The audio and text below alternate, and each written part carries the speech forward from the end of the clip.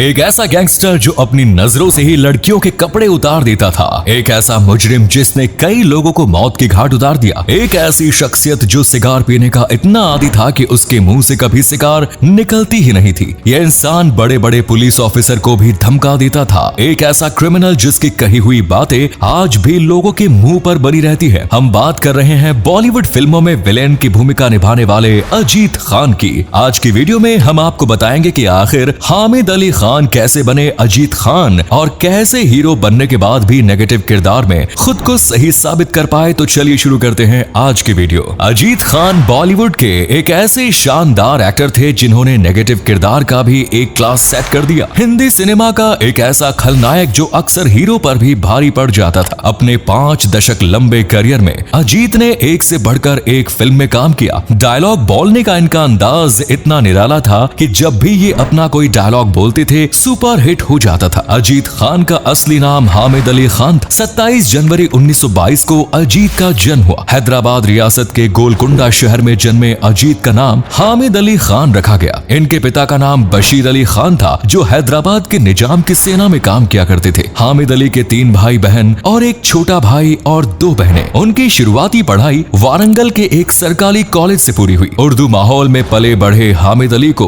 उर्दू, हिंदी और तेलुगु का भी ज्ञान था। शुरू से ही अजीत की पर्सनैलिटी बहुत शानदार रही। उनके अच्छे लुक्स और फिजिक की वजह से ही उनके स्कूल और कॉलेज में उनके दोस्त उन्हें हमेशा कहा करते थे कि तुम्हें फिल्मों में हीरो होना चाहिए। इन्हें भी लगने लगा कि शायद ये फिल्मों में हीरो बन सकते हैं। ये बात बहुत कम लोगों को पता है कि देश के पूर्व प्रधानमंत्री नरसिम्हा राव भी उसी कॉलेज में पढ़ते थे जहां अजीत पढ़ते थे। नरसिम्हा राव इसे 2 साल सीनियर थे और ये दोनों एक ही हॉस्टल में रहते थे। स्कूल में अजीत का मन पढ़ाई में कम और ड्रामा और खेलकूद में ज्यादा लगता था। अंग्रेजी में तो अजीत एकदम कमजोर थे। एक बार उनके अंग्रेजी के प्रोफेसर ने इसे चिढ़कर कहा कि तुम या तो सेना में भर्ती हो जाओ या फिर फिल्मों में, क्योंकि पढ़ाई लिखाई तुम्हारे बस की बात में नहीं है। प्रोफेसर का इतना ही कहना था कि अगले दिन ही इन्होंने अपनी सारी किताबें बेच दी और कुछ पैसे लेकर यानी 113 रुपए अपनी जेब में लेकर ये बिना बताए किसी को मुंबई पहुंच गए। उस वक्त उन्हें लग रहा था कि मुंबई में इन्हें थोड़ी बहुत मेहनत के बाद काम मिल जाएगा, लेकिन ऐसा नहीं हुआ। इन्होंने कई प्रोड्यूसर्स और डायरेक्टर्स के चक्कर लगाए लेकिन किसी ने भी इन्हें भाव नहीं दिया। हालत इतनी खराब हो गई कि सीमेंट के बड़े बड़े पाइप में रात गुजारने को ये मजबूर हो गए। कई दफा आसपास के लोगों से उनकी लड़ाई भी हो जाया करती थी। काफी संघर्ष के बाद फिल्मों में जूनियर आर्टिस्ट के तौर पर काम मिलने लगा। उस समय इन्हें 6 तक। फिर एक दिन उनकी मुलाकात प्रफुल्ल रॉय से हुई। प्रफुल्ल ने इन्हें छोटे बजट की फिल्मों में लीड एक्टर के तौर पर काम दिया। उन दिनों फिल्मों में इनका नाम हामिद अली खान से चल रहा था। फिर कुछ दिनों के बाद उनकी मुलाकात हुई गोविंद राम सेठी से। इस मुलाकात के बाद जैसे इनकी किस्मत ही बदल गई। गोविंद राम सेठी इन्हें अपने साथ एक विष्णु सिनेटॉल नाम के प्रोडक्शन हाउस ले गए। उस समय ये प्रोडक्शन धार्मिक फिल्में बना रहा था, लेकिन अब एक एक्शन फिल्म बनाने की तैयारी कर रहा था। उस प्रोडक्शन हाउस ने इस फिल्म के लिए हामिद अली खान को सिलेक्ट कर लिया और इस फिल्म का नाम था शाहाय मिस्र। इसके बाद अजीत, मने, जनपत्री, हातिम ताई और आप बीती जैसी फिल्मों में बतौर हीरो के तौर पर काम करते रहे। उस दौर की मशहूर हीरोइन रिहाना के साथ अजीत की जोड़ी लोगों को खूब पसंद आई। सायरा बानो की मां नसीब बानो के साथ भी ये एक फिल्म में हीरो के तौर पर काम करने वाले थे, लेकिन किन्हीं कारणों की वजह से वो फिल्म बंद हो गई। फिर